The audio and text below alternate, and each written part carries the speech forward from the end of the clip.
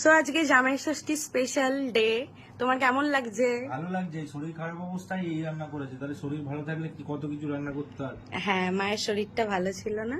ঠিক আছে, চলো দেখিয়ে নি কি কি মেনু আছে।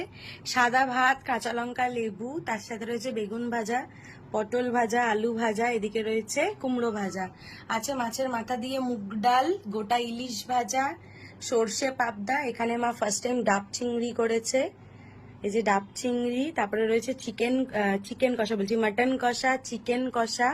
এখানে আছে স্যালাড, এখানে আছে ফল, তারপরে রয়েছে চাটনি, পাঁপড়, দই, রসগোল্লা, আর এখানে মিষ্টি। সো আজকে জামাই ষষ্ঠী স্পেশাল এইটুকুই আয়োজন। তোমার ভালো লাগছে? ভালো লাগে, খুবই ভালো লাগে। আর মেনুটা দেখে কেমন মনে হয়, কি মনে হচ্ছে?